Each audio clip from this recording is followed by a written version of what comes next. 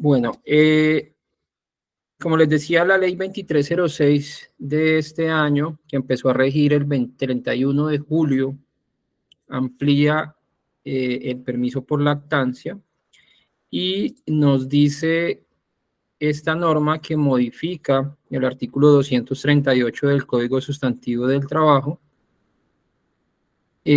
Primero que todo, esta norma en sus artículos anteriores al 6, que es lo que más nos compete aquí para las empresas privadas, establece el derecho o promueve la protección a la maternidad y a la primera infancia, crea unos incentivos para las entidades públicas para la construcción de áreas que permitan la lactancia materna en el espacio público y establece una serie de directrices tanto para las gobernaciones como para las alcaldías para construir esas áreas de lactancia materna en espacio público, con la idea de que la madre lactante pueda utilizarlos de manera gratuita y sin ningún tipo de discriminación. Esa es la finalidad principal de la norma.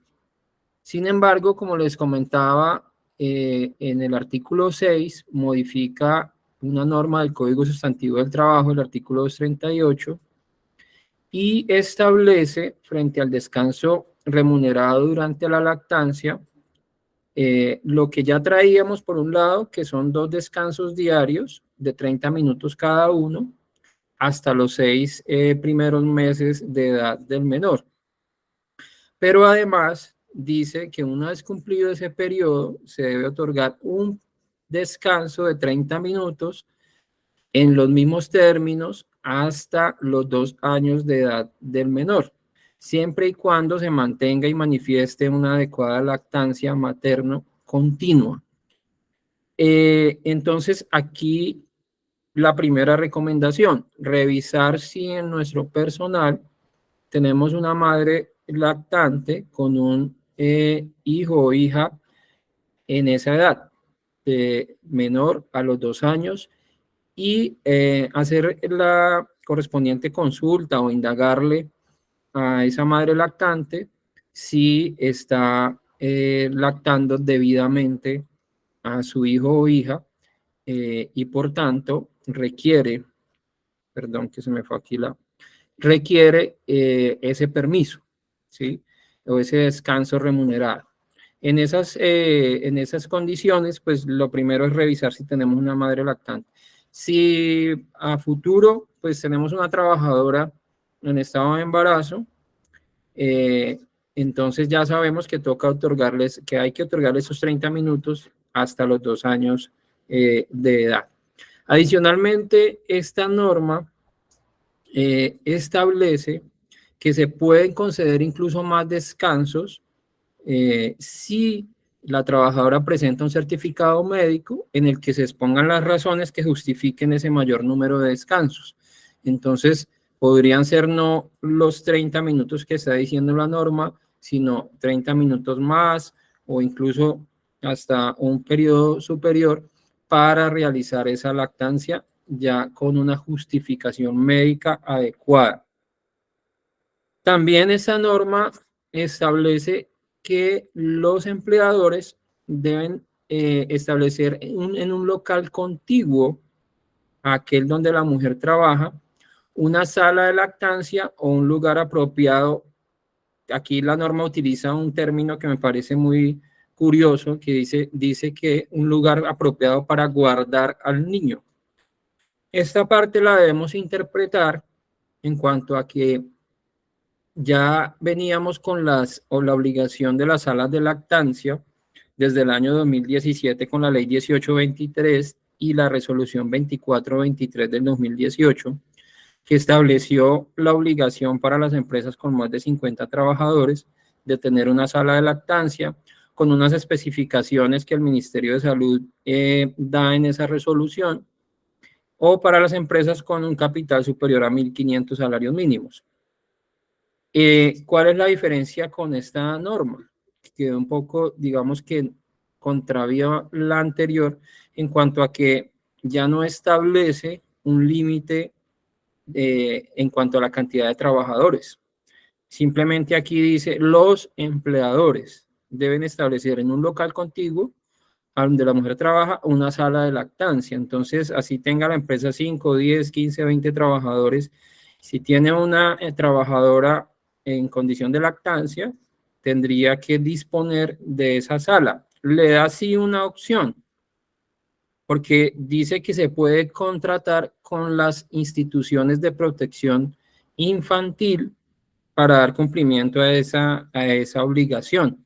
Entonces, si la empresa de pronto es una empresa pequeña que no tiene espacio ni recursos para adecuar una sala de lactancia, en ese caso podría contratar con un jardín infantil, con una institución similar, para que la trabajadora pueda tener allí a su hijo o hija y pueda acudir durante el permiso de los 30 minutos a realizar esa lactancia adecuada.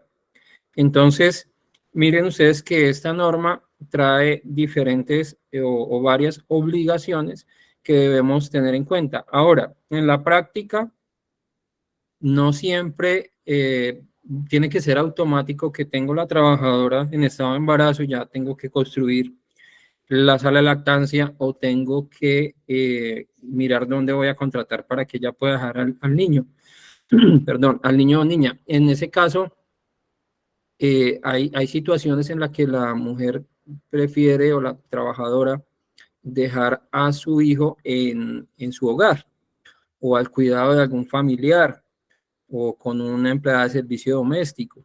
Entonces, pues en ese caso, lo lógico aquí es que la empresa estaría exonerada de tanto de contratar el lugar para que ella pueda tener a su hijo o de construir o adecuar la sala de lactancia. Ya es una cuestión de manejo y de acuerdo a la necesidad o no de la trabajadora. Sin embargo, pues, ¿qué se recomienda?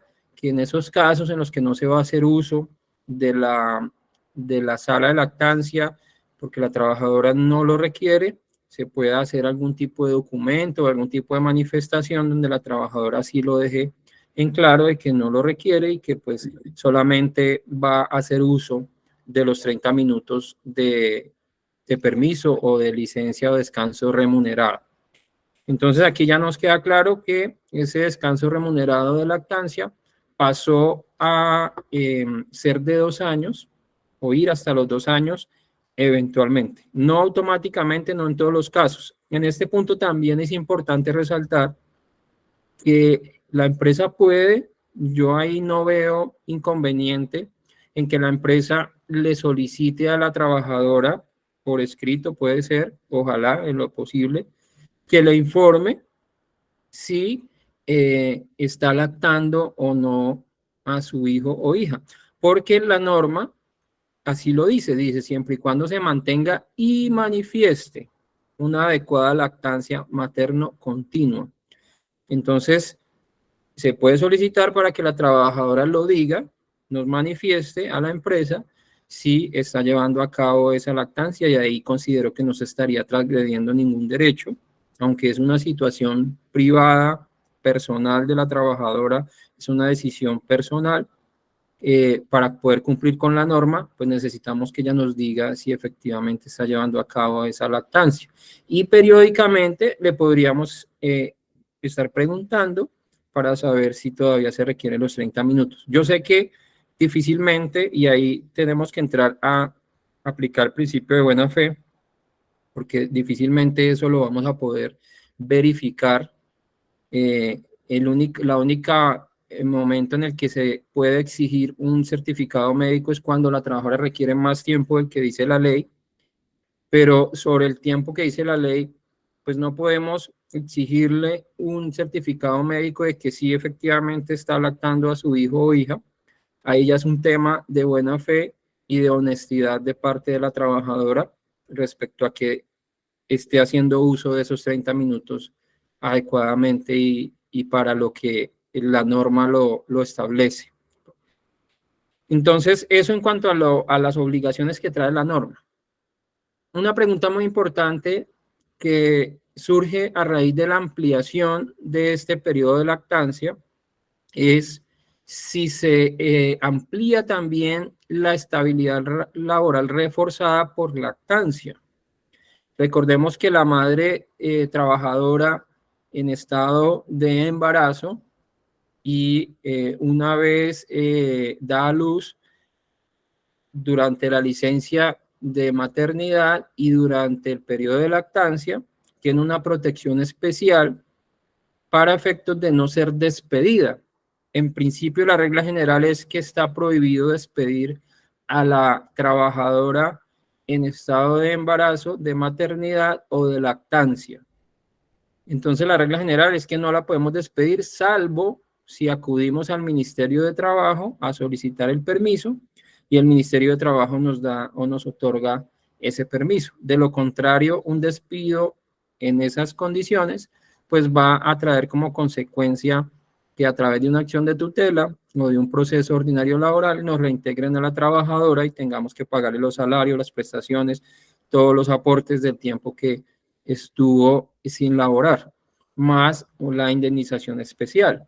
Entonces, en ese sentido surge también esa inquietud de si ya ahora la protección de estabilidad laboral reforzada no es hasta los 6 meses, sino hasta los 2 años.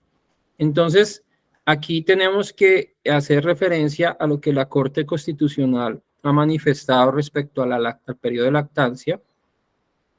Y la primera respuesta sería sí, la estabilidad laboral reforzada se amplía hasta los 2 años de edad del hijo o hija de la trabajadora, porque va a estar en periodo de lactancia. Ahora, ya tendríamos que empezar a hilar muy delgado respecto a, y por eso también les hacía la recomendación de que si la trabajadora no va a hacer uso de ese permiso, se deje por escrito, porque puede pasar que la trabajadora pretenda un reintegro posterior, cuando fue despedida durante ese periodo de tiempo, cuando el hijo tenía, no sé, 15 meses, 18, 20 meses de edad, y pretenda el reintegro porque estaba en lactancia. Y ese documento que hicimos en su momento, para dejar constancia que ya no iba a hacer uso, pues nos puede servir para demostrar que aunque está en el periodo que dice la norma, puede hacer uso de la lactancia. En ese caso particular, ella no lo estaba utilizando. Entonces no podríamos hablar de una madre en periodo de lactancia cuando no está llevando a cabo esa lactancia como lo dice específicamente la norma, que me dice que esa lactancia, dice la norma, debe ser adecuada y continua. En esas condiciones, pues no aplicaría la protección. Pero hablando de una madre trabajadora que sí haga uso del permiso de lactancia hasta esos 2 años, ahí respondería esa protección especial de estabilidad laboral reforzada por lactancia. Ahora, es importante hacer una aclaración y por eso traigo aquí esta sentencia de la Corte Constitucional, que la Corte lo ha dicho en diferentes sentencias, y es que durante ese periodo de lactancia, aunque permanece la prohibición contra el despido en razón de la lactancia, ha dicho la Corte, en estos eventos la trabajadora accionante tiene la carga de probar el acto discriminatorio de conformidad con la regla general onus probandi prevista por el artículo 167 del Código General del Proceso, según la cual incumbe al demandante probar aquello que alega. Entonces, aquí, ¿cuál es la diferencia? Si yo despido a una trabajadora en estado de embarazo durante el periodo de gestación, habiendo conocido ese periodo de gestación, que sí estaba en embarazo, que era evidente o me lo había informado, o la despido durante el periodo de la licencia de maternidad, que son 18 semanas, la ley 2114 del 2021, se presume que el despido fue discriminatorio, o sea, de entrada el juez presume que yo la despedí por estar en embarazo o por estar en maternidad. Ahí la carga de la prueba es para el empleador, que tiene que entrar a demostrar que no la despidió por esa razón, sino por otra, pero además que acudió al ministerio y pidió el permiso. Pero en este caso, durante el periodo de lactancia, que aunque aquí la sentencia, porque es anterior a la norma, me habla de 3 meses posteriores al parto, y de los 6 meses de edad, hoy en día diríamos, después de las primeras 18 semanas, y de la licencia de maternidad, y hasta los 2 años de edad del bebé, ahí es el periodo de lactancia. Si la despido en ese interregno de tiempo, la trabajadora es la que tiene que entrar a probar que yo la despedí por estar en lactancia, ¿sí? Entonces ahí la carga de la prueba, como decimos los abogados, se invierte y es ella la que tiene que entrar a probar. Sin embargo, la Corte también ha dicho, dice, de ser necesario, el juez de tutela debe asumir una posición probatoria activa y conforme a sus facultades oficiosas, debe exigir al empleador una justificación objetiva que demuestre que su decisión no tuvo ninguna relación con la lactancia. Es decir, en esos casos, tenemos que también tener mucho cuidado al momento de un despido, de una terminación de contrato, para tener una justificación objetiva. ¿Qué es una justificación objetiva? Una terminación de contrato por razón del vencimiento del término fijo pactado, una terminación de contrato por la finalización de la obra o labor contratada, una terminación de contrato por razón de que desaparecieron las causas que le dieron origen a ese contrato, razones que no tienen nada que ver con una discriminación, o sea, no puede haber una justificación subjetiva, tienen que ser todas justificaciones objetivas, o sea, situaciones internas de la empresa, operativas, de razón del mismo contrato por la cual estoy terminándolo.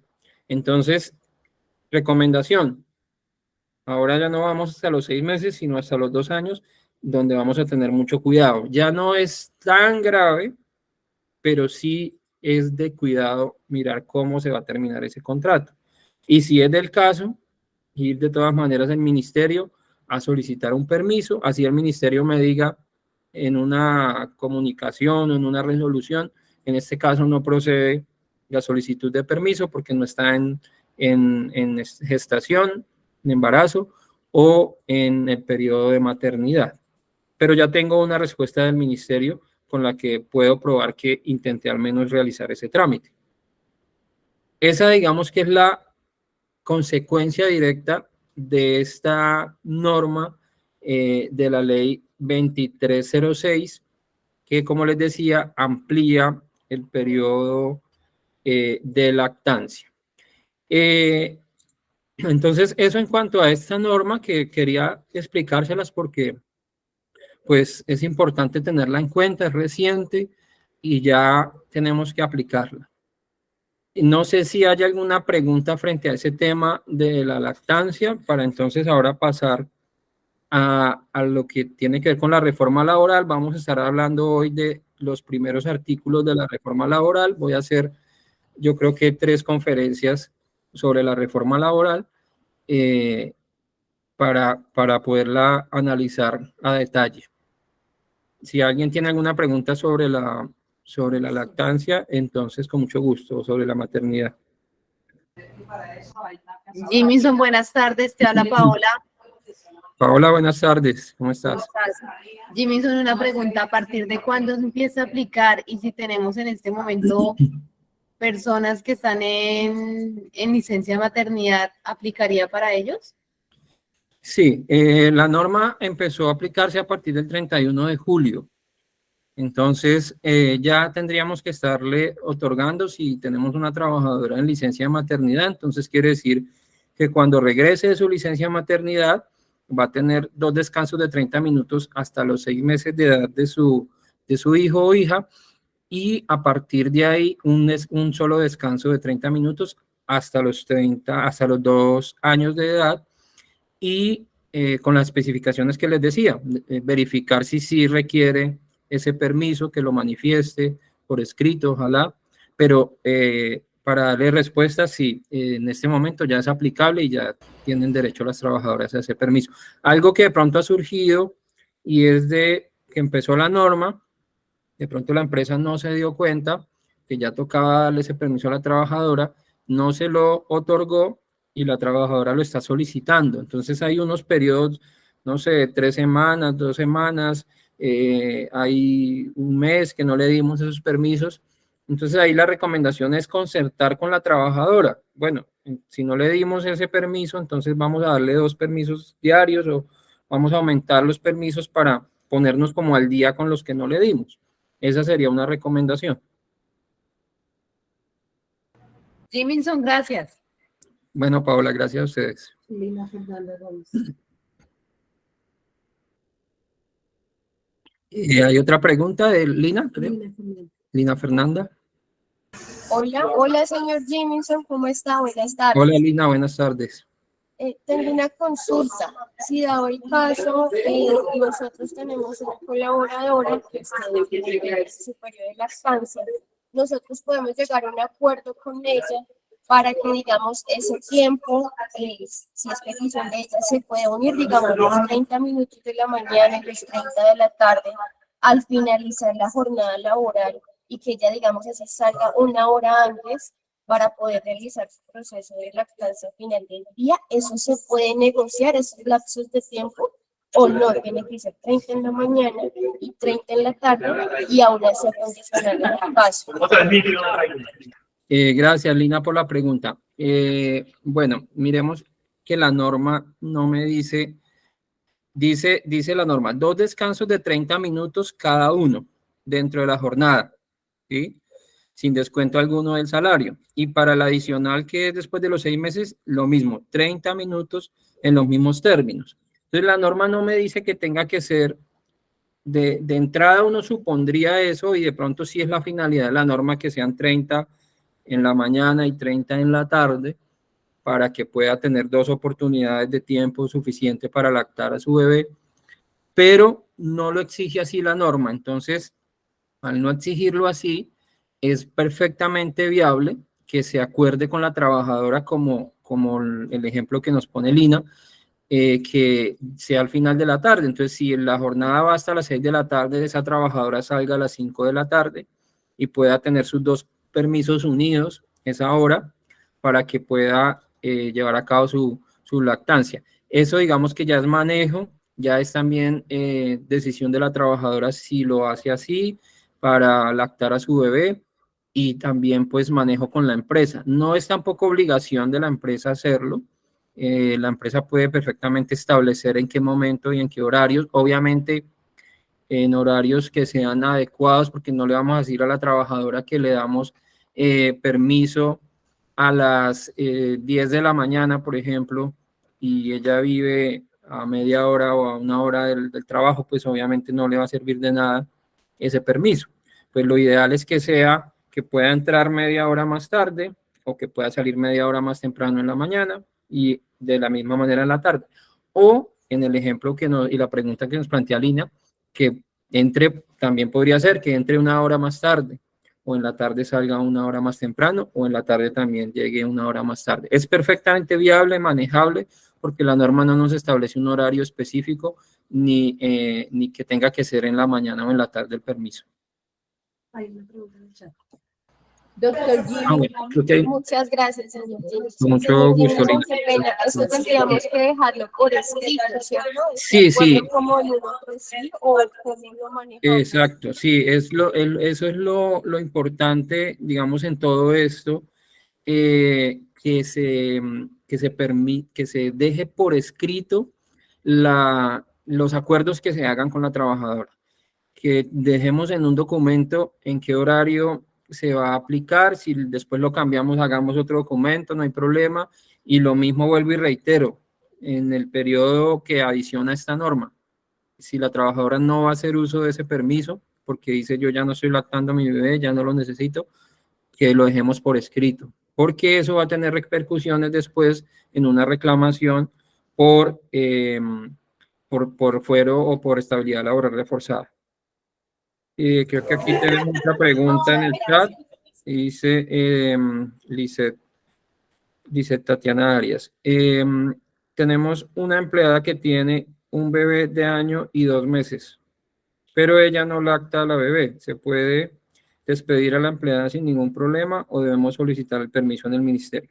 En ese caso, si tenemos evidencia de que la trabajadora no está lactando en este momento, o sea, ya no estaría aplicando ese permiso porque no es madre lactante, no tiene esa condición, pues se podría proceder al despido y no habría inconveniente. Sin embargo, siempre y en todo caso recomiendo que podamos, ojalá, tener esa evidencia y por otro lado, que tengamos una causa objetiva, como lo explicaba, para la terminación de ese contrato. Alguna razón de tipo operativo, es que ya ese cargo no lo necesitamos, es que el contrato ya venció o va a vencer. Entonces, que tengamos alguna razón más allá de la simple decisión de terminar el contrato porque sí, porque eso lo va a analizar un juez y especialmente jueces de tutela, porque este tipo de reclamaciones generalmente las presentan a través de jueces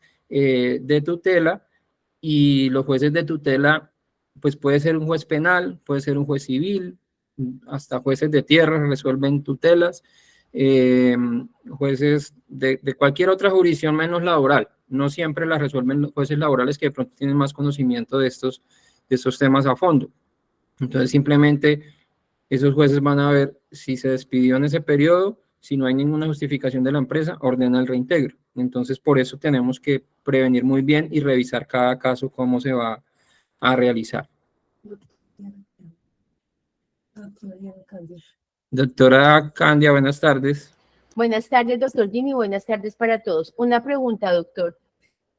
Si Sí, hay una sí. persona trabajadora que es madre lactante y está dentro del rango de todas las condiciones y requisitos que tú muy bien has explicado, pero esa persona no ha solicitado el permiso, ¿dejamos así o nosotros tenemos que ir y preguntarle si quiere o no quiere el permiso? Gracias, doctora, por la pregunta. Yo recomendaría preguntarle, porque más allá del otorgamiento del permiso, pensando en el tema de la estabilidad laboral reforzada y adicional, porque es el empleador el que debe de tener la iniciativa de cumplir con la norma laboral.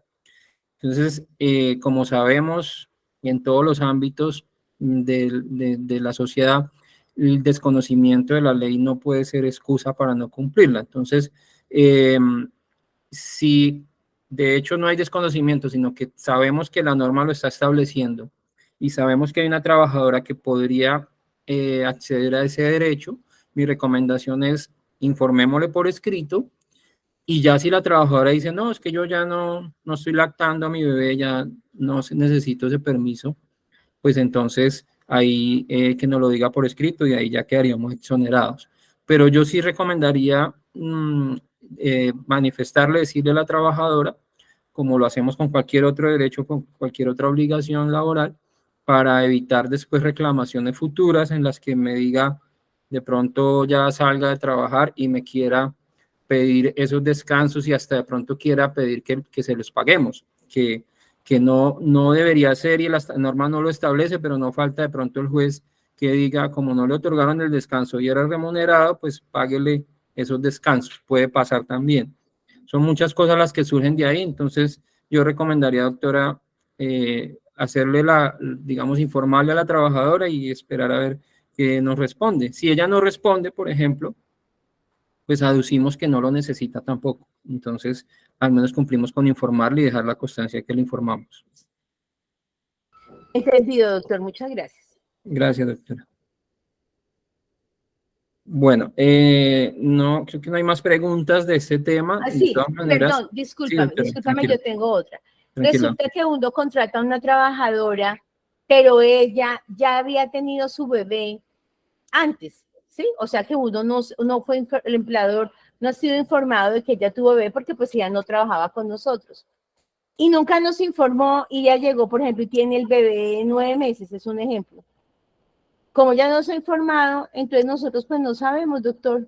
Sí, no, en ese caso sí pasa lo mismo, doctora, como cuando la trabajadora que nunca no informa de su estado de embarazo y se da la terminación por vencimiento del término fijo pactado o unilateral, y a los 3, 4 días se entera de que está en embarazo o lo sabía y no lo había querido decir, o no había tenido en cuenta decirlo, y pues el empleador lo desconoce totalmente, ahí no hay ningún tipo de obligación por parte de la empresa. Entonces, lo mismo en este caso, me parece interesante también la pregunta en el otro sentido. Perdón que acá, bueno, en el otro sentido respecto a que, o sea, en este caso, frente a la pregunta, yo diría, ahí no hay nada que hacer, la empresa no tiene ninguna obligación porque el trabajador no lo informó, la trabajadora no lo informó. Entonces no hay ninguna obligación, hay desconocimiento total de la empresa y pues en ese caso, ¿cómo le vamos a decir si lo toma, si ni siquiera sabemos que tiene un bebé en esas edades? Aunque uno podría decir, de pronto nos podríamos enterar cuando se afilie a la seguridad social y nos dé la información, ahí podría haber, tener esa información, pero digamos que no lo informó, no lo sabemos, no está obligada la empresa. Pero también puede ser que sí lo informó y llegó en esa etapa, ahí habría que darle el permiso, porque no tiene nada que ver que estuviese o no trabajando con nosotros cuando el periodo de gestación o cuando inició su licencia de maternidad, no tiene nada que ver, sino que en este momento llega con nosotros en esa condición de madre lactante, y si ella está lactando, tendríamos que darle ese permiso desde el inicio del contrato de trabajo. Entonces, me parece también interesante la pregunta por eso, doctora. Gracias. Entendido, doctor, gracias. Bueno, entonces, vamos a pasar. Muchas gracias por sus inquietudes, sus preguntas. Yo sé que ahí me parece muy interesante ese ejercicio porque ahí con las preguntas de unos también se pueden solucionar inquietudes de otras empresas.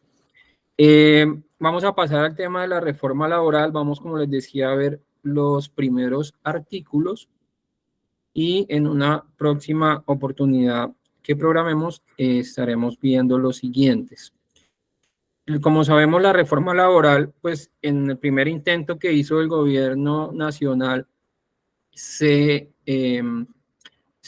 hundió, como se me dice coloquialmente, en el Congreso, no pasó esa reforma, pero el gobierno está haciendo el segundo intento al presentarla de nuevo en el mes de agosto, el mes pasado, ya sin mucha bulla, sin mucha parafernaria, la presentaron al Congreso. Si no estoy mal, antier ya designaron los ponentes, los 3 ponentes coordinadores y los 7 ponentes para el primer debate en la Comisión Séptima. Esta reforma laboral, o este segundo intento de reforma laboral, es un poco más flexible, la moligeraron un poco frente a la anterior. Sin embargo, sigue siendo una reforma que endurece y también hace mucho más costosos las obligaciones para los empleadores, sobre todo al momento de terminar un contrato de trabajo. Y también endurece y hace que la contratación sea mucho más limitada en cuanto a la modalidad de contratos de trabajo. En esas condiciones, pues es una reforma laboral que da un poco al traste con lo que veníamos trayendo desde la Ley 50 del 90, la Ley 789 del 2002, frente a lo que conocemos como la flexibilización laboral, que trataban esas normas de no hacer tan alta la carga prestacional, la carga salarial para las empresas, y con eso, pues tratar de que se generara más empleo. Esta reforma laboral vuelve a unos costos altísimos que teníamos incluso con la Ley 50 del 90 y antes, y pues limita mucho más la contratación y la terminación de los contratos de trabajo. Entonces, vamos a ir viendo directamente del proyecto de ley las normas para irles explicando lo que trae.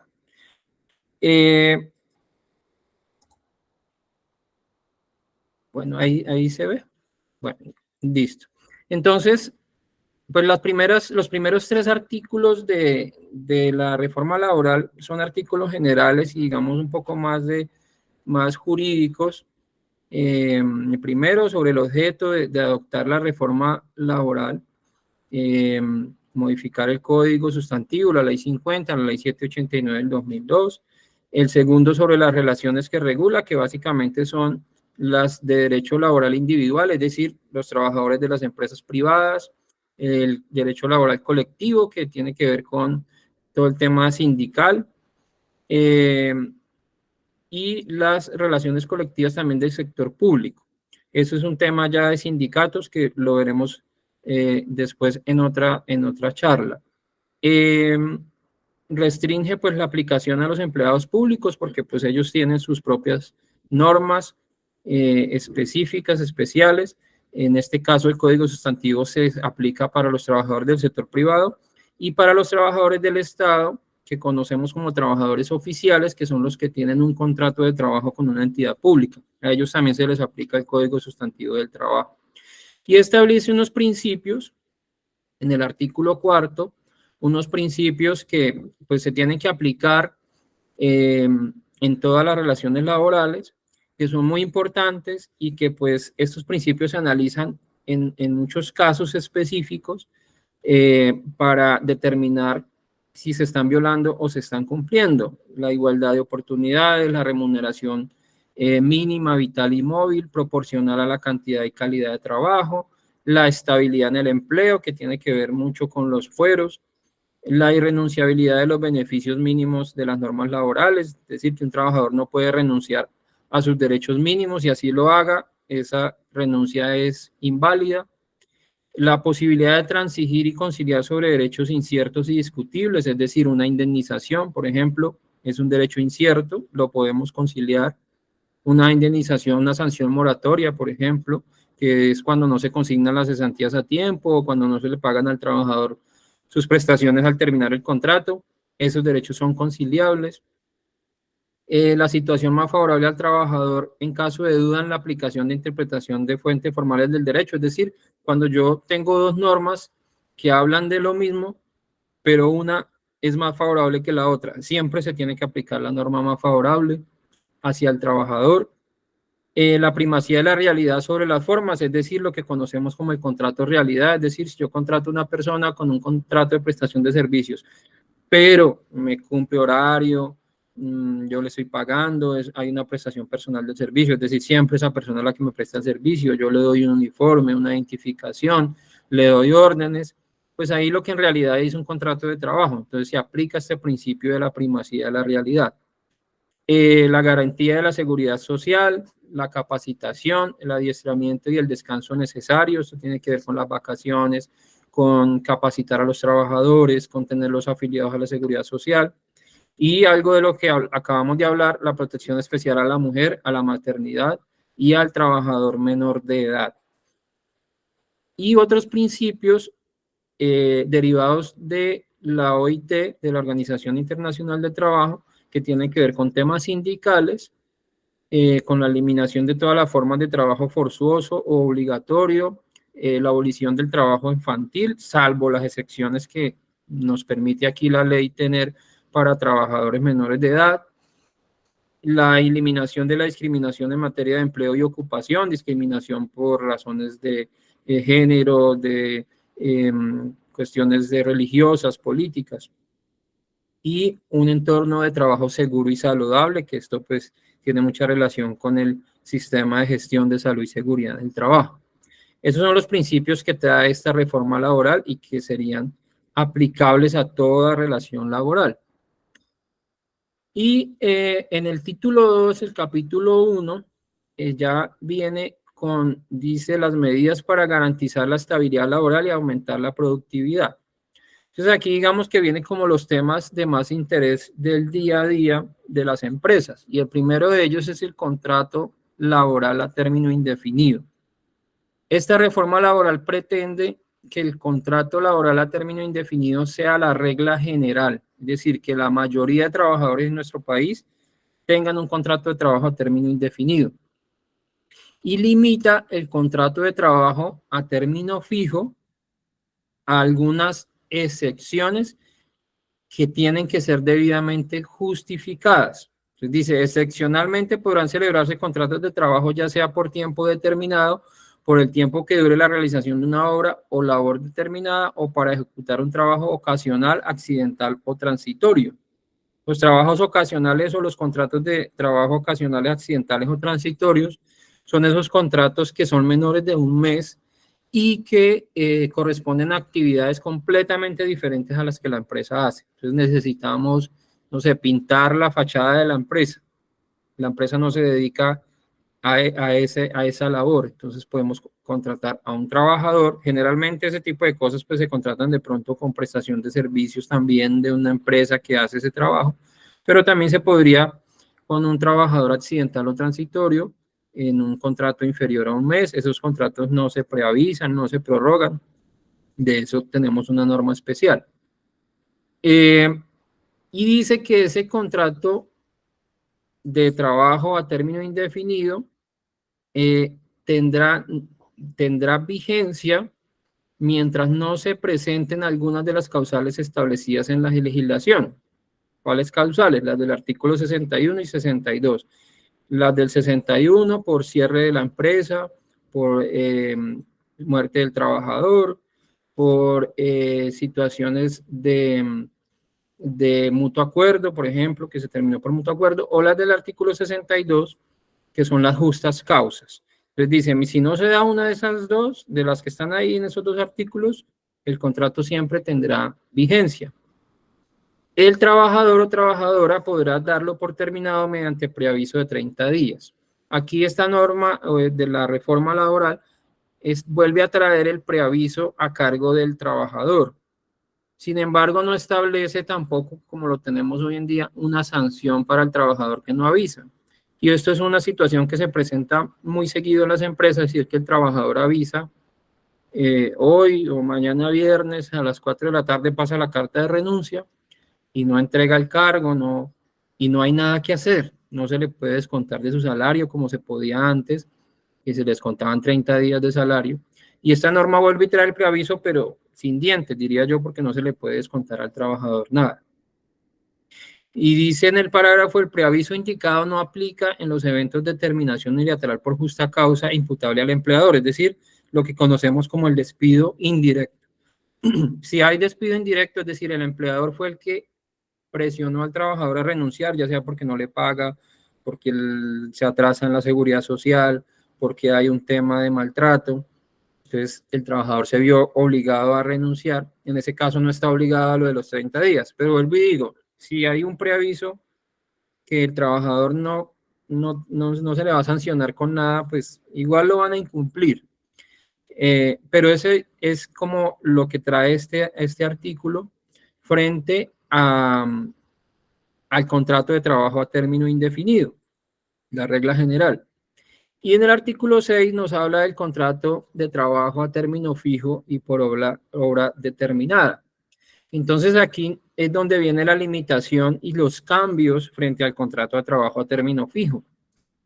Y la reforma dice que el contrato de trabajo a término fijo pues será celebrado por un término superior a un mes. Ahí de entrada ya no nos permite firmar contratos de trabajo inferiores a un mes, salvo los que les explicaba, accidentales o transitorios. Pero si no es una labor de esa, sino una labor propia de la empresa, ya tendríamos ahí una primera limitación, y es que no puedo firmar un contrato por menos de un mes. Y me dice que hasta por 3 años. Eso ya lo tenemos hoy en día. El contrato de término fijo puede ir hasta por 3 años. Sin embargo, dice que se tiene que realizar por escrito, también lo tenemos hoy en día, pero aquí viene el cambio, dice, deberá especificarse la necesidad que se pretende atender y su conexión con la duración que se establezca. Entonces yo tengo que en ese contrato ahora, ya no puede ser el contrato normal que venimos usando de término fijo, sino que tengo que adicionarle una o varias cláusulas donde yo después especifique la necesidad que pretendo atender y por qué esa necesidad está en relación o tiene relación con ese tiempo que estoy firmando de contrato. Entonces yo tengo que decir la necesidad. Necesito un trabajador para esta labor específica y esa labor específica yo ya tengo planeado o establecido que dura 6 meses. Entonces, tengo que justificarlo. Y dice la norma más adelante que si yo no justifico bien esa necesidad de servicio y esa conexión con la duración, pues el contrato se va a tener como a término indefinido. O sea, ante una reclamación, ante un juez, va a decir, usted ahí no justificó o lo que usted dijo ahí no era válido, realmente puso ahí alguna justificación, pero no es valedera, entonces ese contrato es a término indefinido, con las consecuencias que vamos a ver más adelante frente a la indemnización, ¿sí? Ahora, frente a las prórrogas del contrato a término fijo, hoy en día tenemos establecido que el contrato a término fijo se puede pactar por 1 año o hasta 3 años o por menos de 1 año. Y se puede prorrogar únicamente 3 veces por un término igual o inferior al inicialmente pactado, y a la cuarta prórroga ya ese contrato se convierte a 1 año. Eso es lo que tenemos hoy en día. Y ahí para adelante ese contrato puede ser de 1 año por 15, por 20, por 30 años. Hoy en día, con lo que tenemos en la legislación. Con la reforma, pretenden que ese contrato, cuando se celebre por un término inferior a 1 año, las partes puedan prorrogarlo por las veces que estime conveniente, dice la norma. O sea, hasta ahí diríamos, bueno, ya nos quitamos esa obligación de estar pendientes de que no se nos vaya a convertir a 1 año, porque ya lo podemos prorrogar todas las veces que queramos hasta los 3 años. Sin embargo, dice la norma, después de la tercera prórroga, el contrato no podrá renovarse por un periodo inferior a 1 año. Entonces, de cierta manera noto ahí una contradicción porque me dice, usted lo puede prorrogar por el número de veces que quiera, pero a la cuarta ya es a 1 año. Entonces, me vuelve a lo mismo que ya tenemos hoy en día. No tiene sentido. En la anterior propuesta de reforma laboral decía que se podía prorrogar las veces que fuera hasta los 3 años. Entonces, eso nos daba más libertad. Y vuelve y dice que no puede superar el término de 3 años previsto en este artículo. ¿Qué quiere decir eso? Que si llegó a 3 años, pero necesitamos más a ese trabajador, pues nos toca, o ya el contrato, como lo dice también la norma, se convierte automáticamente en un contrato a término indefinido. También trae lo de la prórroga automática que ya tenemos, y es que si no se avisa con 30 días, lo deja en la misma cantidad de días, el contrato se entiende renovado por un término igual al inicialmente pactado o al de su prórroga, según sea el caso. Es decir, si yo lo firmé por 4 meses, pero después lo prorrogué por 3 y después no avisé, entonces se prorroga nuevamente por 3 meses. Sin que pueda superarse el límite máximo de 3 años previsto en este artículo. Y dice, esta misma regla aplicará para los contratos celebrados por un término inferior a 1 año, pero en ese caso la cuarta prórroga automática será por un periodo de 1 año, lo que ya habíamos visto. Cuando el contrato de trabajo a término fijo no cumpla las condiciones y requisitos previamente mencionados, se entenderá celebrado a término indefinido desde el inicio de la relación laboral. Entonces, si no cumplimos con esa justificación que me exigen ahora, o que me exigirían ahora si pasa la reforma, pues el contrato se entenderá que es indefinido desde que comenzó, con todas las implicaciones que eso tiene. Entonces, ahora, muy seguramente si esta reforma pasa, pues vendrán las circunstancias propias de cada caso. Hoy en día se utiliza con algunos contratos que se liquidan, el trabajador está por fuera de la empresa 15 días, un mes. Hoy en día es recomendable que ojalá sea un mes, porque eso ya la Corte lo ha venido diciendo en algunas sentencias, entonces ojalá mínimo un mes esté por fuera entre un contrato y otro. Y luego, pues vuelve y se contrata al trabajador. Y muy seguramente esto también va a pasar si se aprueba la reforma en estos términos. que llegamos a los 3 años, preavisamos, dejamos al trabajador por fuera un tiempo, volvemos a contratarlo para volver a llegar a los 3 años y no permitir que se conviertan en contratos a término indefinido. Pero pues vamos a ver cómo la jurisprudencia, los jueces van a analizar ese tema si se llega a esa norma. Entonces, eso en cuanto a la modalidad de contratación, que ya no vamos a tener esa libertad como hoy en día de escoger la modalidad de fijo e indefinido indistintamente del trabajo que estamos contratando. Y sobre el contrato de trabajo por duración o obra o labor determinada, pues hoy en día ya tenemos ese tipo de contrato en el que pues debe especificarse cuál es la labor que estamos contratada. Ahí digamos que no hay mayores cambios. Cuando se finalice, dice cuando no se cumplan las condiciones señaladas en el presente artículo, cuando una vez finalice la obra o labor contratada, el trabajador continúe prestando sus servicios, el contrato se entenderá celebrado a término indefinido, lo mismo que con el fijo. Se acabó la obra y el trabajador siguió trabajando con nosotros, entonces ahí lo van a tener en cuenta como indefinido. El contrato de obra o labor, pues, tiene la ventaja de que si se acabó la obra o la labor que contratamos, pues esa ya es una razón para terminar el contrato. No hay preaviso, no hay prórroga porque ni siquiera tiene un término específico, pero es una modalidad que tenemos que saber usar, porque en algunas empresas se usa esa modalidad por esa ventaja, pero para labores permanentes. Y para labores permanentes no me sirve porque ahí no hay una obra o labor específica, son labores que siempre están en la empresa. Entonces, ese tipo de contratación tiene el riesgo que después cuando el trabajador reclame la indemnización, el juez le va a decir, ese contrato realmente era indefinido, no era por obra o labor, porque ahí no está aprobada la obra o la labor, la actividad que usted hacía era permanente en la empresa. Entonces, ese contrato sirve, pero cuando podamos determinar específicamente la labor.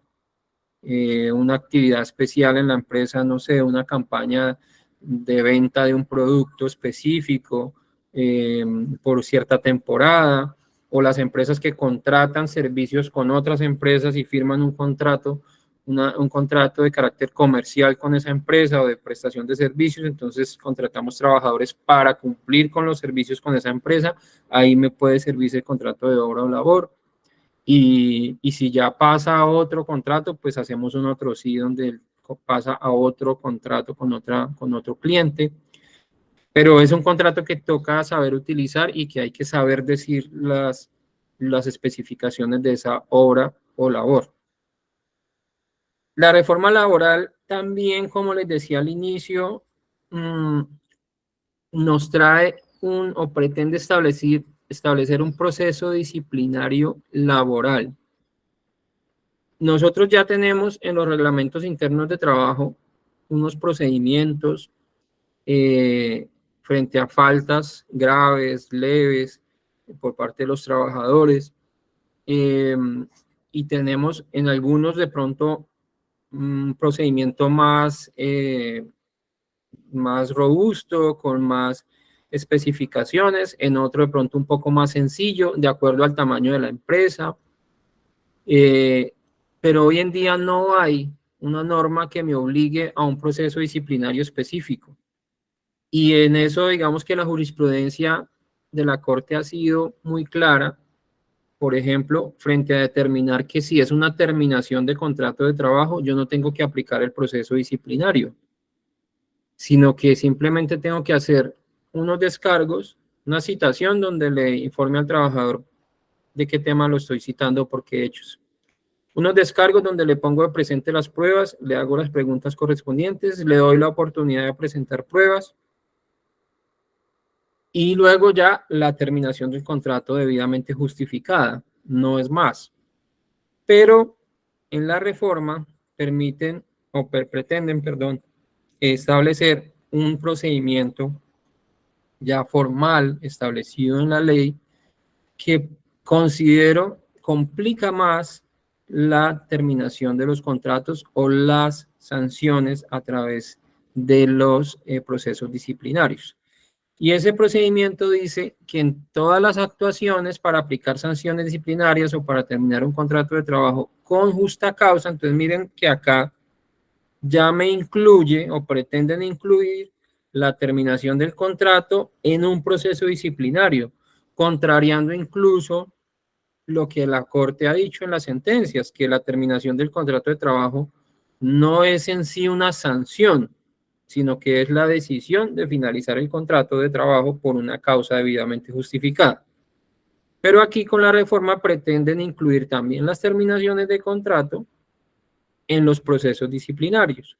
Y dice, se deberán aplicar las garantías del debido proceso, esto es, como mínimo, los siguientes principios: dignidad del trabajador y trabajadora, presunción de inocencia, indubio prodisciplinado, que es, digamos que la duda se resuelve en favor del disciplinado. Si hay una duda en cuanto a que no sabemos bien si cometió o no la falta, esa duda tiene que resolverse en favor del trabajador, es decir, no lo sancionaríamos, no deberíamos de sancionarlo si no tenemos claro. Proporcionalidad, derecho a la defensa, contradicción y controversia de las pruebas, lealtad y buena fe, imparcialidad, respeto al buen nombre y a la honra, y non bis in idem, que quiere decir que no lo puedo sancionar 2 veces por el mismo hecho. Y dice que se debe aplicar como mínimo este procedimiento. Entonces me dice, comunicación formal de la apertura del proceso al trabajador. Entonces tengo que informarle a través de una comunicación que le abrí un proceso disciplinario.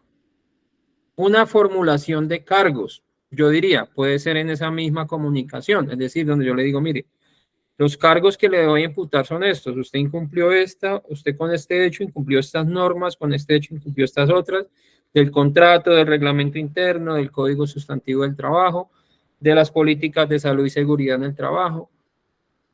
A propósito, abro paréntesis, cuando se terminen contratos por incumplimiento de normas del sistema de salud y seguridad en el trabajo, hay que tener mucho cuidado en si aducimos o no que el incumplimiento es por una norma de esas, porque desde el año 94, en el decreto 1295-94, hay una norma, si no estoy mal, el artículo 91, que establece que cuando terminemos el contrato aduciendo incumplimiento a normas de salud ocupacional o del sistema de gestión de salud y seguridad en el trabajo, hay que pedirle permiso al Ministerio de Trabajo.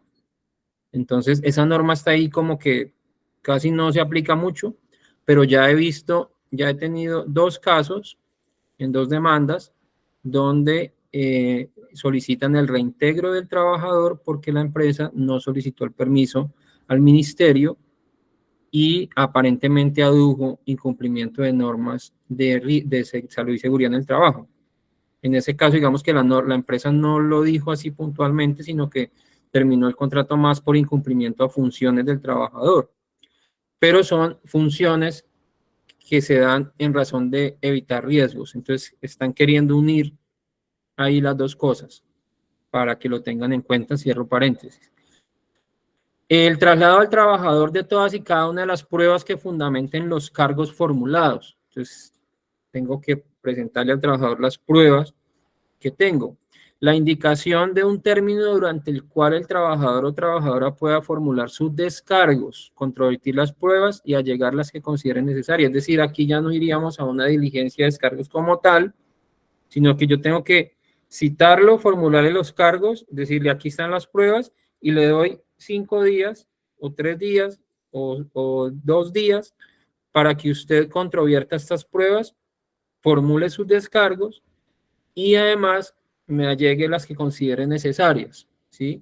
Entonces uno diría, los descargos pues podrían ser en una diligencia, pero aquí me dice que tengo que indicarle un término, entonces me toca darle unos días para que él controvierta esas pruebas.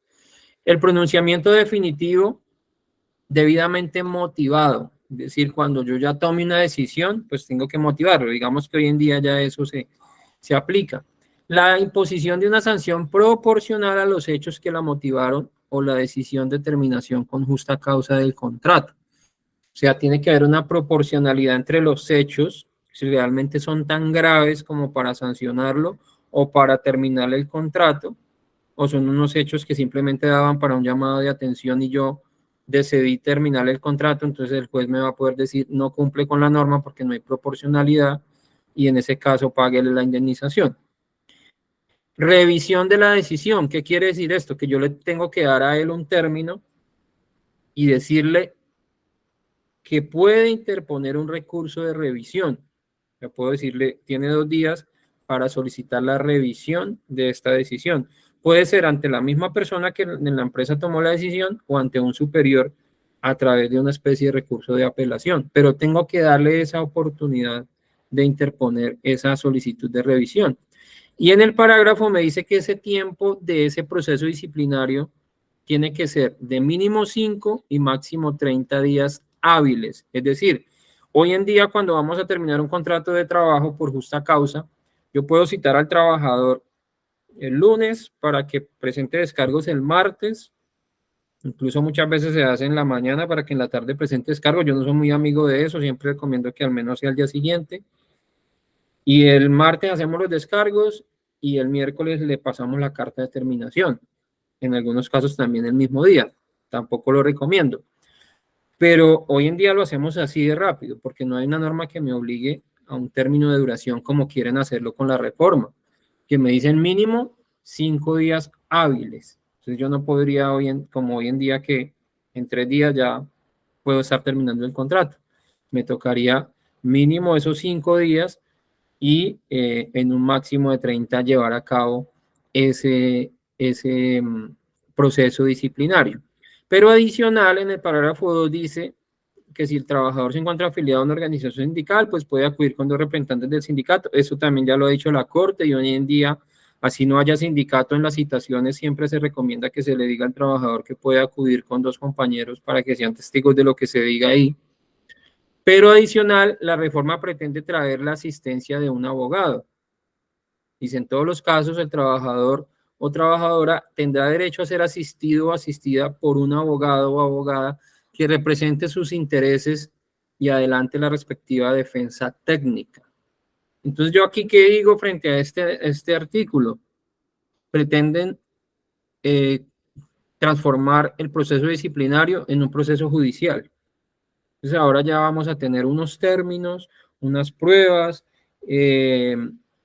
y un abogado defendiendo al trabajador, lo cual, pues siendo yo abogado, pues va a complicar mucho más las cosas, porque el abogado, ¿qué va a pretender? Pues evitar que su defendido sea despedido, va a poder participar si hacemos una diligencia de descargos, digamos, oral, pues va a poder participar en esa diligencia, va muy seguramente a objetar preguntas, a sugerirle a su cliente que no la responda porque esa pregunta no, digamos que no es buena para él, para que la responda. Bueno, eso va a complicar las cosas y va a hacer que sea mucho más difícil despedir a un trabajador, así tengamos la justa causa comprobada, porque tenemos que garantizar todo ese proceso que pueda estar asistido por su abogado. Ahora, si él no quiere y no lleva a su abogado, pues no hay problema, pensaría yo, pero no falta que de pronto un juez diga, como no estuvo asistido por abogado, pues ese proceso se cae. Entonces la empresa debió haberle suministrado o darle un término para que lo consiguiera. Entonces ya todo eso comienza a complicarse frente a la terminación de los contratos con justa causa. El parágrafo 3 pues habla de los trabajadores con discapacidad, en este caso no lo dice específicamente, pero más trabajadores con discapacidad auditiva porque habla de la comunicación, que sea, o sea, permitirle o que tenga las medidas o las herramientas para que se pueda comunicar y pueda garantizarse el debido proceso. Y algo muy importante también es que establece que tendríamos que actualizar los reglamentos internos de trabajo dentro de los 6 meses siguientes a que entre en vigencia la reforma, incluyendo este proceso disciplinario. Entonces ahí tendríamos que reformar todos los reglamentos internos de trabajo para actualizarlos con ese procedimiento que nos diría. Eso entonces en cuanto al procedimiento disciplinario que pretende la reforma laboral, que me parece pues que es bastante tortuoso si llega a pasar. Ahora, lo otro, frente a la indemnización por despido sin justa causa. En este punto es donde pues hay una de las críticas más grandes porque encarece las indemnizaciones para terminar los contratos. Y yo incluso les cuento, he estado viendo ya empresas que están tomando decisiones frente a trabajadores con antigüedades de más de 5, de más de 10 años, porque ya están previendo que en caso de terminación de sus contratos, ya en vigencia de la reforma, pues en algunos casos se duplicaría el valor de la indemnización. Y eso es lo que yo digo siempre, y es que las garantías y los derechos que muchas veces son excesivos a favor de los trabajadores, se terminan devolviendo en contra del mismo trabajador, porque entonces esto ya no va a permitir cierta estabilidad laboral, porque el empleador pues va a tener que mirar, no, ya el trabajador que se pasa de 5 años me sale muy costoso, me toca sacarlo para que no me salga tan costosa la indemnización, y eso pues va en detrimento de los mismos trabajadores. Básicamente la norma de la reforma, lo que propone la reforma, es, por un lado, en los contratos a término fijo, lo que ya tenemos, que se pague el término, los salarios o el valor equivalente a los salarios del tiempo que falta para cumplirse el plazo del contrato. Pero dice que en ningún caso esa indemnización puede ser inferior a 45 días de salario. O sea, aquí ya sí nos pone un tope. Hoy en día, si yo tengo un contrato a término fijo, por ejemplo, y el trabajador lo preavisé dentro de con un término igual o superior a los 30 días, ya está preavisado, es decir, que ese contrato ya sé que termina en X fecha que acordamos, pero faltan 15 días para que llegue esa fecha y yo decido terminar el contrato en ese momento al trabajador por X o Y razón. ¿Qué indemnización tendría que pagarle? Esos 15 días que faltan para que se acabe el contrato, o esos 10 días, o esos 30 días, si no lo quiero preavisar, sino que simplemente lo termino el contrato antes de que me llegue ese plazo. Pero en este caso la reforma establece que la indemnización de los contratos a término fijo no puede ser inferior a 45 días. Es decir, así yo le termine el contrato faltando 5 días, reitero, estando debidamente preavisado, ya no le puedo pagar 5 días nomás, le tengo que pagar 45 días de salario. Entonces ahí ya se incrementa para los contratos a término fijo. Y lo mismo sucede con los contratos de obra o labor, porque la indemnización hoy en día es los salarios del tiempo que faltare para terminar la obra o la labor. Y hoy en día dice la norma, no puede ser inferior esa indemnización a 30 días. En la reforma lo suben también a 45 días de salario. Pero el cambio más grande viene en el contrato de trabajo a término indefinido. Y entonces lo vuelve a establecer como lo teníamos con la ley 50 del 90 y antes de la ley 50 del 90 también, que se establecía por razón de la antigüedad del trabajador. Entonces, me dice, si el trabajador lleva hasta un año, le paga 35 días. Ahí lo sube 5 días. Digamos que no es mucho el incremento, porque hoy en día tenemos que pagarle 30 días. Lleve un mes, bueno, salvo que esté en periodo de prueba, pero lleve 3, 4 meses o lleve 11 o 11 meses y medio, hay que pagarle 30 días. Con la reforma lo sube a 35. Pero si ya hablamos de un trabajador que tiene más de un año y menos de 5, en este caso incluso lo baja un poco, porque dice, le paga los 35 del primer año y le paga 15 por cada año adicional.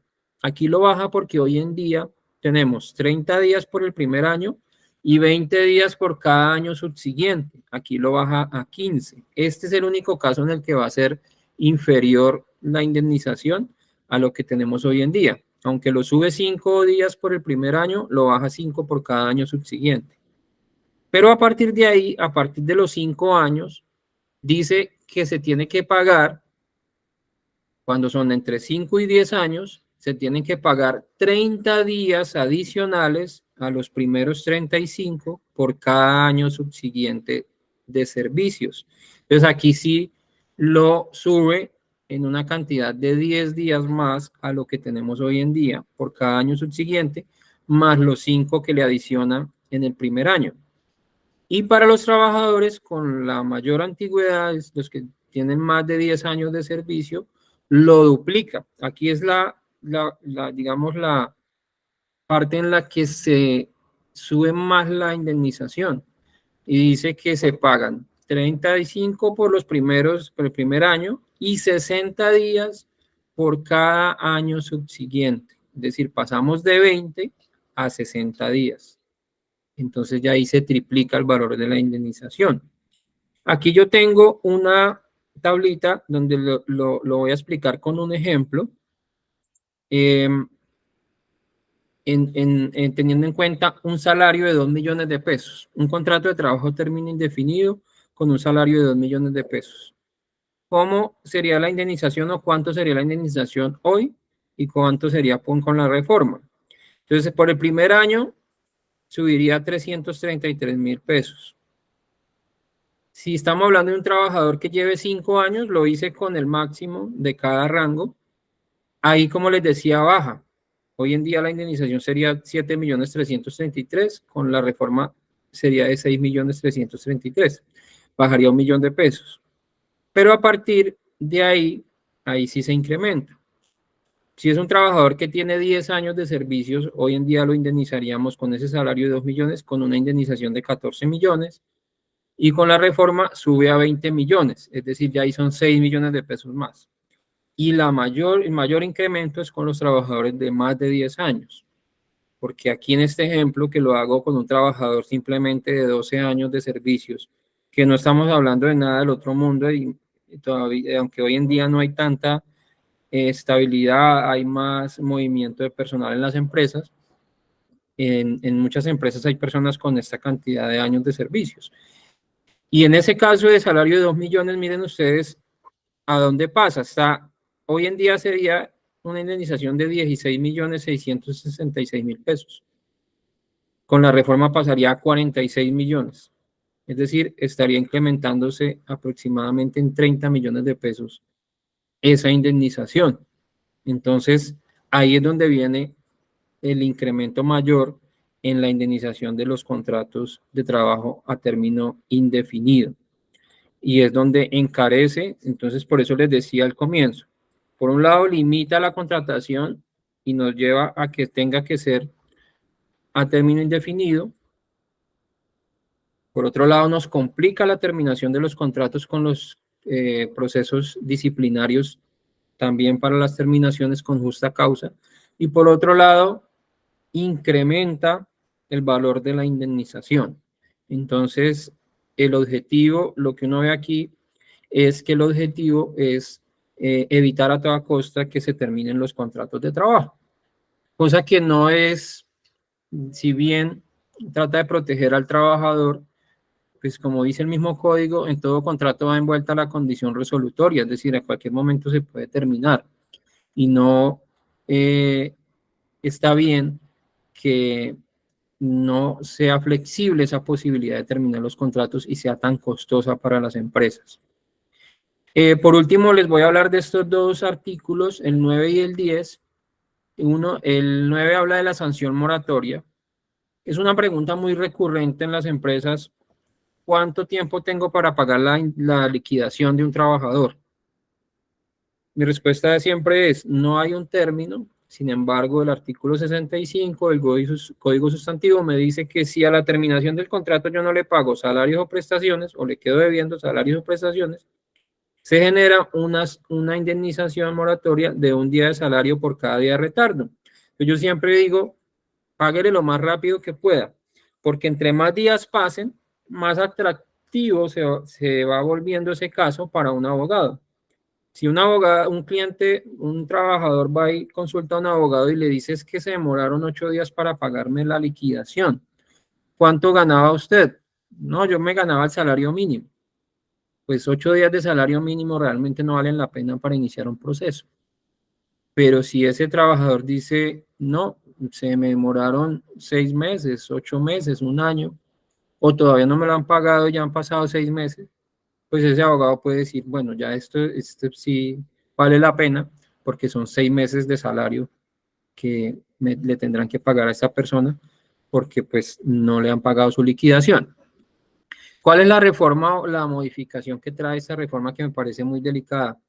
Y que eso se trató no, se limitó con la ley 789 de 2002, porque la indemnización moratoria se convirtió en una condena que quebró muchas empresas.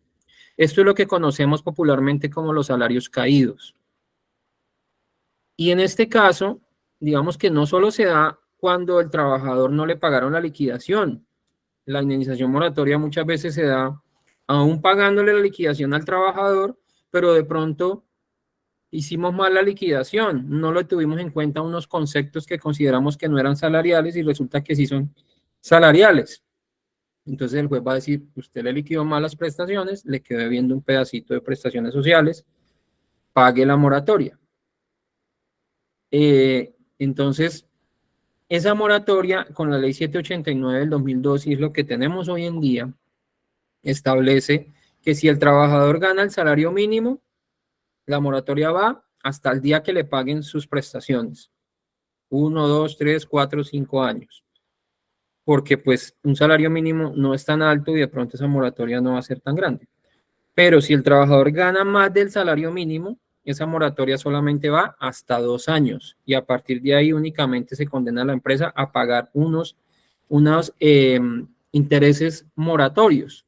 Entonces, por ejemplo, un trabajador que se gana 4 millones de pesos, vamos a hacer la cuenta acá, el día de salario le vale 133.133, ¿sí? Ese trabajador que se le quedó debiendo por X o Y razón algo de su liquidación, o como les decía, se liquidó mal o algún concepto que acordamos que no era salarial, el juez considera que sí era salarial y me dice, reliquídele prestaciones y páguele la moratoria. Entonces, pasaron 4 años. Esos 4 años son 1.440 días por 133.333. Eso me da 191 millones de pesos, casi 200 millones de pesos de moratoria por 4 años. Y eso pasa porque los procesos laborales muchas veces duran mucho tiempo. Entonces, llegó la primera instancia, duramos 1 año, año y medio, 2 años, luego nos fuimos al tribunal, allá duró otros 2, 3 años, y ni qué decir si va a la corte. Y al final me dicen, páguele la moratoria. Por 4 años tendría que pagar 200 millones de pesos aproximadamente por un trabajador que ganaba 4 millones de pesos. ¿Qué dijo la ley 789? No, eso no puede ser tan grande porque eso va a quebrar las empresas. Pongámoslo solo por 2 años. Entonces, hoy en día, en ese caso, tendría que pagar la mitad, 95 millones de pesos, que es dinero, obviamente, pero no tanto como si se deja hasta el día que se termine el proceso. Y de ahí en adelante páguele intereses moratorios a la tasa máxima de créditos de libre asignación sobre lo que le quede debiendo de prestaciones. Es que yo he visto casos en los que se quedó debiendo de prestaciones 5 millones de pesos, pero por moratoria hay que pagar 100, 200 millones de pesos por todo lo que duró el proceso. Entonces, eso fue lo que hizo la ley 789. Pero en esta reforma pretenden dejarlo otra vez abierto, sea que gane el salario mínimo o sea que gane más el trabajador. Si a la terminación del contrato de trabajo el empleador no paga al trabajador o trabajadora los salarios, prestaciones legales y convencionales e indemnizaciones que le adeude, que incluso miren que acá también hay algo grave y es que incluye las indemnizaciones. Las indemnizaciones hoy en día no hacen parte de la moratoria. Si yo le quedo debiendo al trabajador la indemnización por terminación del contrato de trabajo, en ese caso no aplica la moratoria. ¿Qué aplica? Indexar ese valor. traerlo a valor presente, pero aquí lo están incluyendo. Salvo los casos de retención autorizados por la ley o comunidad, deberá pagar al trabajador como indemnización una suma igual al último salario diario por cada día de retardo hasta cuando se verifique el pago. Es decir, hasta dentro de 3, 4, 5 años cuando se verifique el pago. Aquí ya no me lo divide si es salario mínimo, si es más del mínimo. Me parece muy grave y muy delicado esto porque va a volver a ser, pues para los abogados que demandan empresas y que defienden trabajadores y solicitan la moratoria, pues va a volver a ser muy atractiva la moratoria. Si lo es hoy en día, ¿cómo más si lo aprueban de esta manera? Pero, ¿cuál es la consecuencia? Que se van a quebrar muchas empresas. Una empresa mediana con una condena de 200 millones, de 300, pues ahí va a tener que cerrar sus puertas. Y finalmente establece la ineficacia, o finalmente para la charla de hoy, la ineficacia del despido discriminatorio. Esto también es una norma demasiado abierta, demasiado, digamos que no es clara y va a dejar abierto para muchos procesos porque dice, están proscritos los despidos discriminatorios. Cuando un trabajador o trabajadora alegue haber sido despedido por un motivo discriminatorio, el empleador tendrá la carga de probar que ello obedeció a razones objetivas o no discriminatorias. En caso contrario, el despido se entenderá por ineficacia y el trabajador o trabajadora tendrá el derecho al reintegro sin solución de continuidad o a una indemnización equivalente a la del despido justificado previsto en este código a su elección. Pues en todos los casos muy seguramente van a elegir el reintegro porque el reintegro es más costoso que una indemnización. Pero aquí lo grave es que habla de un despido discriminatorio sin decir cuáles son los despidos que se considerarán discriminatorios. Entonces, deja subjetivo a que el trabajador diga, es que fue discriminatorio porque yo soy esto, porque soy aquello, o porque soy extranjero, o porque soy afrodescendiente, o porque soy indígena, o porque soy mujer, o porque tengo una condición especial. Cualquier cosa que se considere discriminatorio. Y el empleador tendrá que ponerse a probar que no fue discriminatorio, que fue por otra razón. Y entonces en los casos en que simplemente el empleador dice, no, es que yo quiero terminar ese contrato, porque esa es la autonomía que yo tengo, terminar los contratos y pagar la indemnización. Pues entonces, si el trabajador dice es discriminatorio, yo no tengo cómo probar porque simplemente en mi autonomía quise terminar ese contrato, pues me van a condenar a reintegrar ese trabajador. Entonces, esa parte me parece muy delicada, esas normas tan abiertas, sin precisión, y que dejan abierto a cualquier cosa que pueda considerar una persona como discriminatoria. Hasta ahí, entonces, sería la charla de hoy. En la próxima continuaríamos con otra, pues con los demás artículos.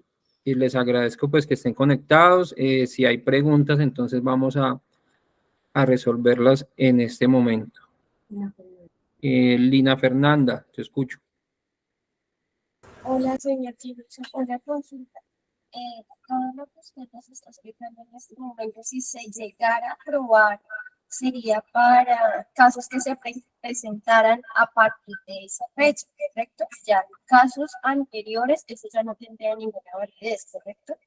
Así es, Lina. En materia laboral, la norma aplicable es la que está vigente al momento en que ocurre el despido, digamos, hablándolo en este caso específicamente sobre un despido. Entonces, no podría un trabajador que despedimos hoy, un ejemplo, dentro de 6 meses, si se llegara a aprobar la reforma laboral, venirme a alegar que fue un despido discriminatorio con una norma que no estaba vigente a ese momento. Entonces, sí, en ese sentido es así, no podría aplicarse a casos anteriores a la entrada en vigencia de la norma. ¿A qué casos de pronto sí se aplica? Aprovechando la pregunta. En el caso de la indemnización, por ejemplo. Entonces, terminé el contrato y ya está vigente la reforma, ahí me toca aplicar la indemnización que diga la reforma, porque es el momento de la terminación y ya está vigente la norma. Así es. Ok, muchas gracias. Y ahí en la indemnización no es la única, bueno, el único punto en donde no aplica el interés moratorio, ¿correcto? Sí, en la indemnización moratoria, que les explicaba que llamamos como salarios caídos, Ahí la reforma laboral pretende que eso vaya hasta el día que le paguen al trabajador y elimina lo que tenemos hoy en día, que es que después de los 2 años se aplica intereses moratorios. Entonces lo hace más caro, hace más costosa la indemnización moratoria. Muchas gracias. Con mucho gusto, Lina. Bueno, creo que no hay más preguntas. Nuevamente, muchas gracias por haberse conectado, por haber estado escuchándome durante este tiempo. Gracias por sus preguntas también, por sus inquietudes. Y bueno, ahí estoy disponible para lo que requieran. También los invito a que me sigan en las redes sociales. Ahí voy a estar de pronto poniendo videos, material. Me pueden seguir en abogado Jiminson Rojas en Facebook y en Instagram. La idea es como tener ahí también más material para que podamos estar más en contacto. Muchas gracias a todos, que tengan un buen resto de día y que Dios los bendiga y atento a lo que requieran. Que estén muy bien.